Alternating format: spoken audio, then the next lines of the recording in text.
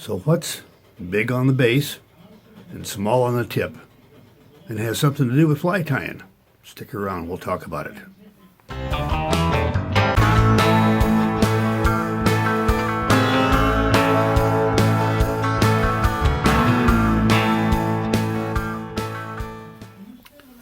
Well, if you guessed hackle, you'd be right. It's this kind of hackle. It's really big on one end, really small on the other, kind of like a Christmas tree. And that's why Gretchen and I call it Christmas tree hackle. And we published this tip in Fly Tyer magazine a couple years ago.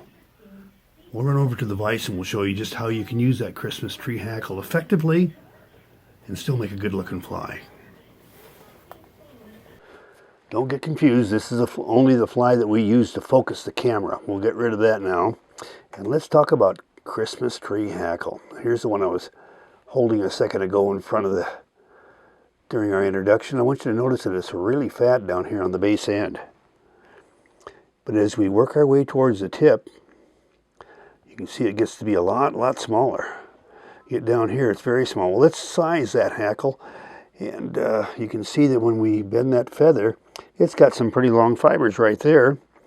And we move into the middle. That's probably about a size 8. This is about a size 10 or a 12. And we're getting into a 14. There's a 16. And it probably even gets down to an 18 on the end. In other words, there's a big dramatic change in the fibers on this hackle. Well, let me show you how to use it. Now we're going to start with a partially dressed woolly bugger. I've got the tail on, and what we're going to do now is attach this hackle, and this is a size 8 hook, and I want to have size 8 feather, so right about there is where I want to get rid of the waist and tie this feather on the hook, and I'm going to tie it on at the front rather than at the back, just like we're doing right there. Okay, good. Bind it in place really good, and to keep it from coming out, I'm just going to pull that forward, bending the hackle stem a bit, making it a little bit stronger. Now we'll just trim that off. And now we're going to put on a peacock body. Now let's speak for a minute about the colors that I'm using here. I'm not using colors here on flies that you should be tying for your fishing. What I'm doing here is using colors that'll show up well in our video so that you can see what we're doing. Use the colors that you normally use for your fly. Now we have all the materials tied on at the front, and if you look through our YouTube videos, you'll find that we've shown you how to do peacock chenille at other places. So we're just going to be kind of a repeat. I want you to notice that we tie the peacock on at the front by the tips. We have the thread here.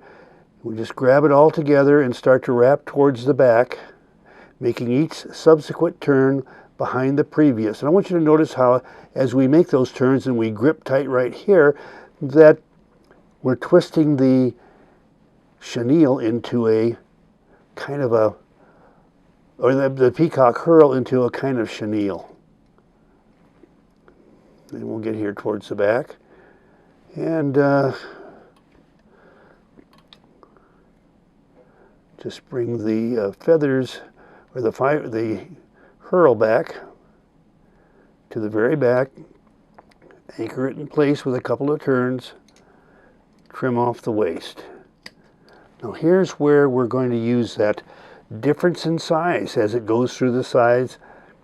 We'll make a couple of 3 turns right here in front, and then we'll start to spiral to the back.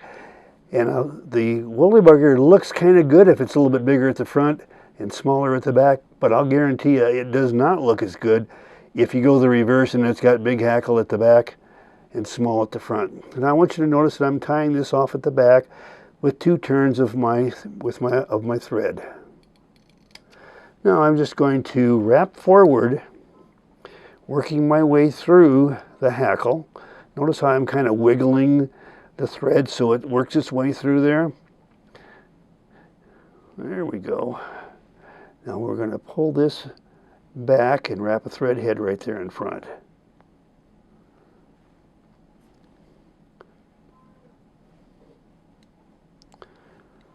right, and I'll just get my half hitch tool and I'll place a half hitch. And I'm going to use same tool to place a whip finish. I'll just make 2 turns. And another one. And that finishes up our woolly bugger. Now remember, we don't want to use these colors for your regular woolly buggers, but if you're fishing for panfish, these happen to be some really good colors. Now here's another place that you can use the same process, and I've already kind of prepared everything ahead. We've got a trude fly. Notice got my wing in place, got a tail and a body. It doesn't make any difference what color it is either. This is all for demonstration purposes. And we have a hackle that's much smaller on this end than it is on the end that's tied to the front of the hook. And I want you to also notice that where the feather is tied on, it's still fairly skinny, and as we advance towards the back, we call it the hill on the trude. What you'll be doing is applying some progressively smaller fibers over a bigger base, and it'll look like you use just same size hackle all the way. Let's just kind of work our way forward here, or back, not forward.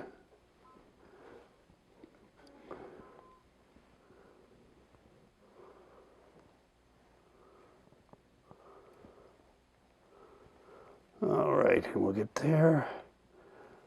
A couple of more turns. Now I'm just going to anchor that off. I don't even need to do several turns of thread. I'll just work my thread forward. And I want you to notice the hackle. It looks consistently even, very near consistently even though the fibers on the tip are very much shorter than the ones at the base. Now I want to trim that off. Get rid of the thread. Get rid of this waste here. And there you've got a different application for your Christmas tree hackle. There's a whole lot of others. We'd be interested in hearing from you at our website, btsflyfishing.com. Tell us how you use Christmas tree hackle.